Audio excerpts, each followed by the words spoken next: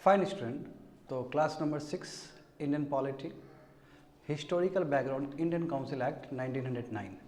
तो इससे पहले हम लोग बहुत कुछ कर चुके हैं। इंडियन काउंसिल एक्ट 1861 कर चुके हैं, 1892 कर चुके हैं, और इस क्लास में हम लोग पूरी तरीके से फोकस करेंगे इंडियन काउंसिल एक्ट 1909। तो देख सकते हो जैसे कि इस एक्ट को हम लोग कहते हैं मोरले मिंटो रिफॉर्म्स भी, क्योंकि उस समय के SOS मोरले थे और वॉइस रॉय मिंटो थे। वही वॉइस रॉय जिसको हम लोग गवर्नर जनरल भी कहते हैं।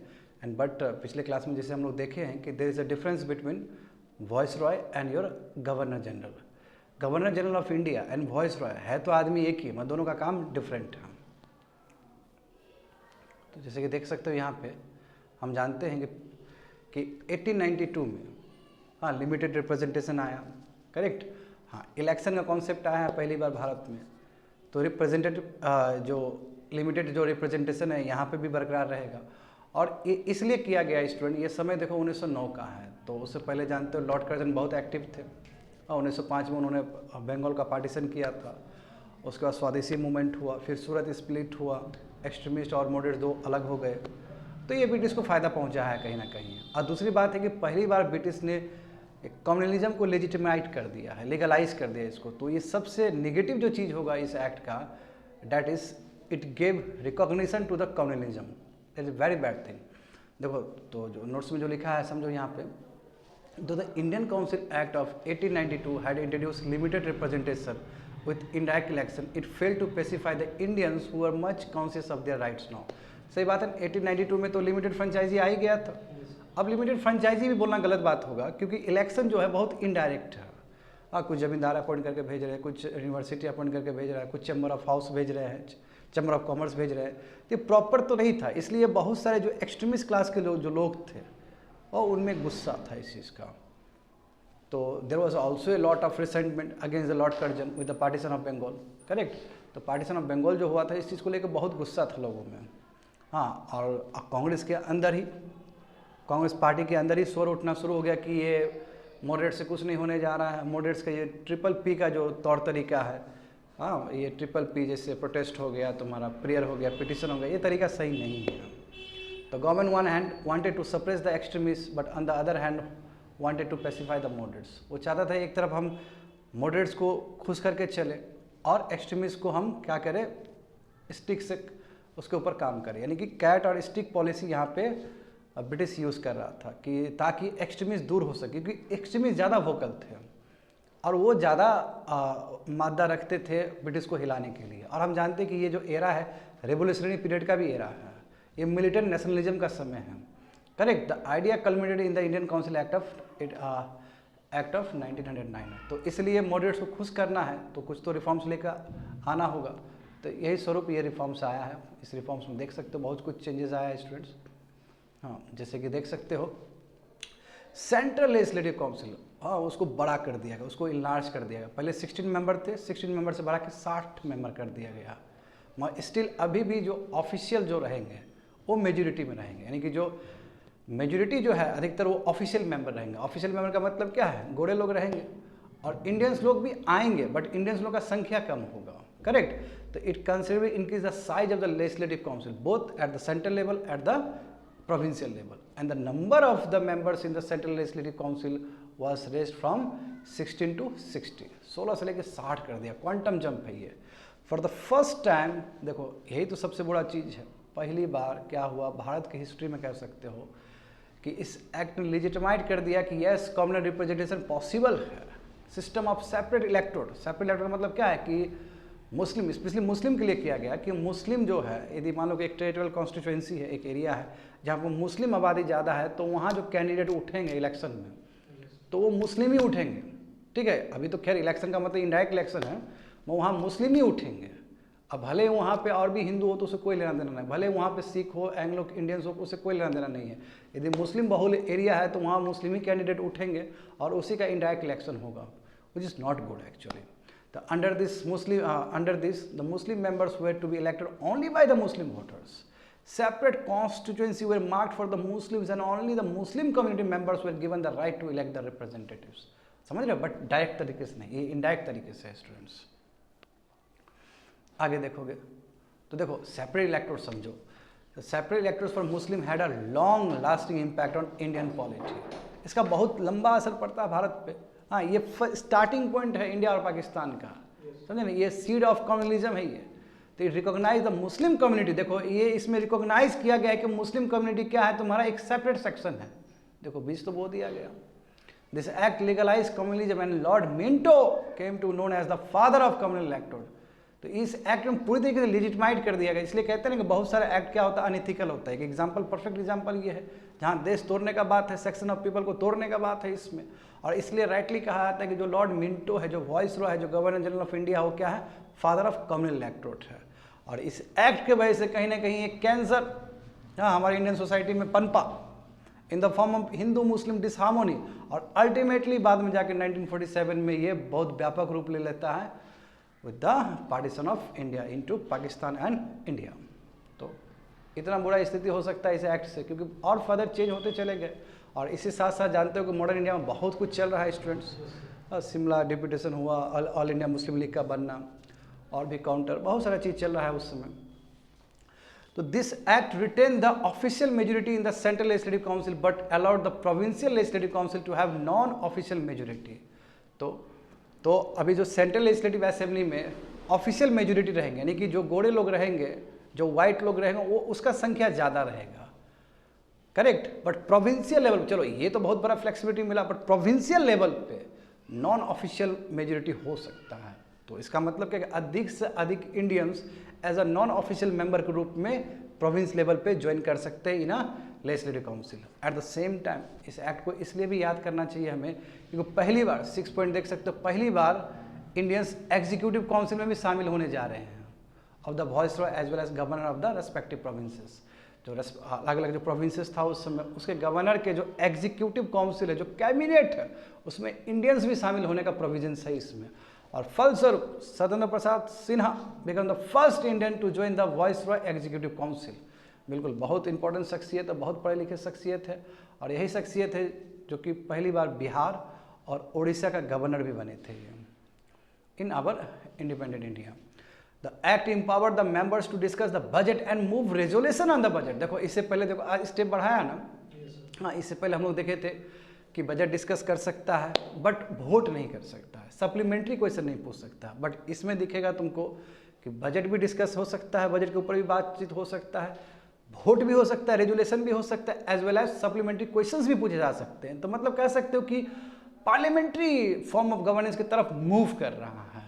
And it also provide for separate representation of presidency corporation, chamber of commerce, university and जमींदार। यानी कि कहने का मतलब क्या है कि जो प्रेसिडेंसी का जो कॉर्पोरेशन होगा, म्यूनिसिपल कॉर्पोरेशन टाइप का, उसको भी रिप्रेजेंट करने के लिए मेंबर्स भेजे जाएंगे लेजिस्लेटिव काउंसिल सब में, समझे, प्रोविंशियल लेजिस्लेटिव काउंसिल। क्योंकि जो तरीका है इलेक्शन का वो क्या है कि यहाँ से लोग चुन के जाएंगे प्रोविंशियल काउंसिल में, फिर प्रोविंशियल काउंसिल चुन के भेजेगा सेंट्रल लेजिस्लेटिव असेंबली में। तो इस तरह कुछ इनडायरेक्ट इलेक्शन है ये, फुल यूनिवर्सल एडल्ट फ्रेंचाइजी नहीं है स्टूडेंट, ये समझ गए ना। हाँ, तो आगे देखते हैं हम लोग, तो कैसे एनालाइज किया जाए, कैसे इसको समझा जाए। तो यहाँ देख सकते हो, the people of India demanded for responsible government. Demand तो कर रहा है रेस्पॉन्सिबल गवर्नमेंट का। अच्छा, रेस्पॉन्सिबल गवर्नमेंट का मतलब क्या है कि executive must be responsible to the legislature, यानी कि जो एग्जीक्यूटिव है, जो गवर्नमेंट ऑफ द डे है, चाहे स्टेट का हो या फिर तुम्हारा सेंटर का हो, वो क्या रेस्पॉन्सिबल है अपने वर्क को लेकर, हमने ये किया, एंड वो बताए, लेखा जोखा अपना दे लेजिस्लेचर को, पार्लियामेंट को। बट ऐसा तो हुआ नहीं, क्योंकि हम जानते हैं कि भले इंडियंस आगे हों मगर ऊपर से रिस्ट्रिक्शन तो था गवर्नर जनरल का। तो इसको कह सकते हो कि अल्टीमेटली क्या है, बेनावोलेंट डेस्पोटिज्म है। बेनावोलेंट डेस्पोटिज्म इसलिए कि इसमें काइंडनेस भी है। काइंडनेस इसलिए कि आप सप्लीमेंट्री क्वेश्चन भी पूछ सकते हो, करेक्ट। अब राइट टू वोट भी है आपको बजट में, और बजट आप डिस्कस भी कर सकते हो। तो ये बेनावोलेंट एक काइंड वाला चीज़ है इसके अंदर, बट डेस्पोटिज्म है। क्योंकि डेस्पोटिज्म इसलिए है क्योंकि गवर्नर जनरल अभी भी हेड है, गवर्नर जनरल का पावर कुछ भी डाइल्यूट नहीं हुआ है। The size of the provincial legislature council were in, देखो प्रोविंशियल लेजिस्लेचर का भी जो प्रोविंस लेवल का जो विधानसभा है उस समय कह सकते हो लेजिस्लेचर, उसको भी बड़ा किया गया। But official members majority was maintain, but official majority क्या मेंटेन किया गया सेंट्रल लेवल पे, but official majority was maintain. The position of the governor general remain unchange. देखो वही बोला, गवर्नर जनरल वही जो वाइस रॉय जिसको कहते हैं हम लोग दूसरे काम के लिए भी, तो उसका रिमेन अनचेंज, पावर कोई चेंज नहीं हुआ और उसके पास पूरा अभी भी पावर है कि किसी भी लॉ को वो वीटो पावर करा सकता है। समझ गए ना? Act successfully maintain constitutional autocracy. तो कह सकते हो कि ये बेनावोलेंट डेस्पोटिज्म का एक बेस्ट एग्जांपल है। बट आने वाले समय में 1919 एक्ट में बेनावोलेंट डेस्पोटिज्म को खत्म कर दिया जाएगा, क्योंकि government of India act 1919 responsible government के लिए जाना जाता है, जो कि नेक्स्ट क्लास में पढ़ोगे। आगे देखो, तो ये कॉन्सेप्ट स्टार्ट कहाँ से हुआ, बेनावोलेंट डेस्पोटिज्म? तो ये कॉन्सेप्ट स्टार्ट हुआ तुम्हारा 18th सेंचुरी का, क्योंकि 18th सेंचुरी जाना जाता है एज ऑफ इनलाइटमेंट के लिए। हाँ, जानते हो कि यूरोप में बहुत कुछ हुआ है, तो यूरोप में जो बहुत कुछ हुआ है स्टूडेंट, तो हम जानते हैं कि 13th-14th सेंचुरी में एज ऑफ रिनांसास हुआ, उसका रिजल्ट फिर आगे जाके एज ऑफ इनलाइटमेंट हुआ, इमैनुअल कांत आए, रूसो आए, सोशल कॉन्ट्रैक्ट लेके आए थे रूसो। तो इस तरह का चीज़ बहुत सारा हुआ है। तो ये जो विचारधारा, ये जो कॉन्सेप्ट है, सबको प्रभावित करेगा। समझ गए ना? इस सबको प्रभावित करने जा रहा है स्टूडेंट। तो जैसे देख सकते हो 18th सेंचुरी में जो मोनार्क है, मोनार्क भी लीगल, सोशल, एजुकेशनल रिफॉर्म लाना चाहते, क्योंकि ये लोग भी प्रभावित हुए थे। जो यूरोप में 18th सेंचुरी में जो एज ऑफ इनलाइटमेंट चला था, उससे काफ़ी प्रभावित हुए हैं। और उसके बाद देखोगे, they typically instituted administrative reform, religious tolerance and economic development, but did not propose any reforms that would undermine their sovereignty और डिसरप्ट द सोशल ऑर्डर। यानी कि बहुत सारा इन्होंने रिफॉर्म्स लाया, चाहे एडमिनिस्ट्रेटिव रिफॉर्म्स हो, रिलीजियस टॉलरेंस भी, जैनी क्रिश्चियनिटी हो, चाहे जैनी की कैथोलिकी हो, सब तरह का रिलीजन को इन्होंने वो दिया, मौका दिया रूलर्स ने, मोनार्क ने। इकोनॉमिक डेवलपमेंट भी किया, बहुत सुंदर किया, बट ऐसा कोई रिफॉर्म्स नहीं लाया जिससे तुम्हारा उसका सॉवरेनिटी, उसका जो पावर था वो डाइल्यूट हो, और ना ही ऐसा कोई लाया जिसकी वजह से सोशल ऑर्डर खराब हो, लेकिन लॉ एंड ऑर्डर, सोसाइटी का जो हार्मोनी वो बना रहे। तो एक बात तो तय हुआ कि ये दोनों का ही एग्जाम्पल है, बेनावोलेंट का भी एग्जाम्पल है, डेस्पोटिज्म का। डेस्पोटिज्म इसलिए क्योंकि अपना जो एब्सोल्यूट पावर है उसको मेंटेन रखा, बेनावोलेंट इसलिए क्योंकि बहुत सारा इसमें रिफॉर्म्स किया गया। तो हम कह सकते हैं, कोई पूछेगा कि कौन सा ऐसा एक्ट है जहाँ पे बेनावोलेंट डेस्पोटिज्म दिखता है, तो क्या है तुम्हारा इंडियन काउंसिल एक्ट 1909। तो यहाँ समझ सकते हो और एनालाइज करना है इसको। देखो, there was a narrow franchise for election and there was a limited power for legislative council. सही बात है, लेजिस्लेटिव काउंसिल तो बन गया, मगर पावर नहीं है, इसलिए ये रिस्पॉन्सिबल गवर्नमेंट है। ये गवर्नमेंट रिस्पॉन्सिबल नहीं है, क्योंकि कुछ भी करोगे वीटो लगा देगा ऊपर से। The act added a new political problem with the introduction of separate electorate. सबसे बड़ा जो इस एक्ट का जो डिफेक्ट है, separate electorate, seed of communalism, सबसे बड़ा प्रॉब्लम, जो कि बाद में इंडिया और पाकिस्तान में कल्मिनेट हो जाता है। नेवरदलेस, फिर भी हमें मोरले मिंटो रिफॉर्म्स को मानना होगा इस सेंस से कि रिप्रेजेंटेटिव इंस्टीट्यूशन की तरफ हम बढ़ रहे थे, और आने वाले समय में मिलता ही है। भले ही 1919 में डायरकी फॉर्म में हमें मिला है, मगर वो कहीं ना कहीं एक तरह से रिप्रेजेंटेटिव इंस्टीट्यूशन है वो।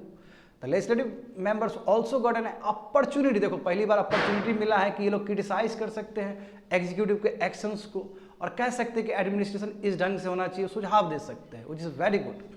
The enlargement of legislation further the demand of complete Indianisation of legislation. जितना डिमांड पूरा होगा उतना ही इच्छा और आकांक्षा बढ़ेगा।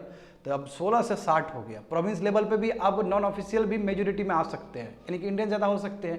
तो इससे इंडियंस रुका नहीं, इससे इंडियंस और भी डिमांड शुरू कर देगा, क्योंकि जानते हो कि 1909 के बाद या 1909 के आसपास इस समय बहुत कुछ बैकग्राउंड में घटना घट रहा है। तो जाहिर सी बात है और ब्रिटिश के ऊपर प्रेशर हुआ कि और चाहिए रिप्रेजेंटेशन, और चाहिए। तो ये बढ़ते चला जाएगा, और फर्दर जानते हो कि अधिक से अधिक जो लेजिस्लेचर है वो इंडियनाइजेशन की तरफ, इंडियंस की तरफ बढ़ना शुरू हो जाएगा। हाँ, तो यहाँ पे देख सकते हो कुछ क्वेश्चंस यूपीएससी का। यूपीएससी प्रीलिम्स 1999 में पूछा गया क्वेश्चन है।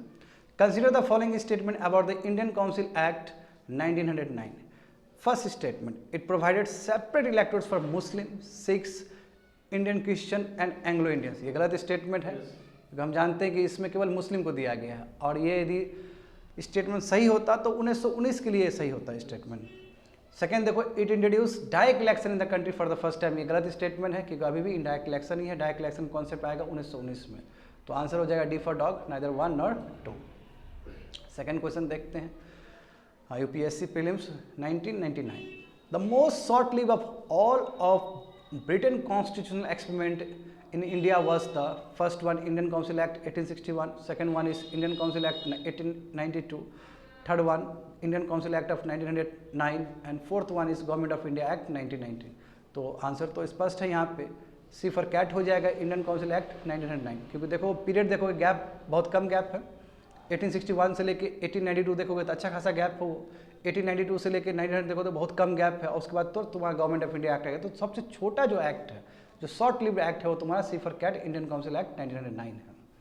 एंड लास्ट क्वेश्चन देखोगे आज के लिए, तो which one of the following acts of British India strengthen the viceroy authority over his executive council by substituting portfolio और departmental system for corporate functioning. ये यूपीएससी प्रीलिम्स 2002 में पूछा गया था, तो इसका आंसर हो जाएगा state of A for Apple Indian council act of 1861, क्योंकि पहली बार इस एक्ट में पोर्टफोलियो सिस्टम डिज़ाइन किया गया था। पोर्टफोलियो सिस्टम का मतलब है कि जो एग्जीक्यूटिव काउंसिल के जितने भी मेंबर होंगे सबके नीचे एक एक पोस्ट रहेगा, सबको एक एक डिपार्टमेंट संभालना पड़ेगा, जो कि अभी भी प्रेजेंटली चलता है। तो इसको ट्रेस आउट करना है तो इंडियन काउंसिल एक्ट ऑफ 1861 वहीं से पोर्टफोलियो सिस्टम डेवलप्ड हुआ और अभी भी चल रहा है। That's it, completed.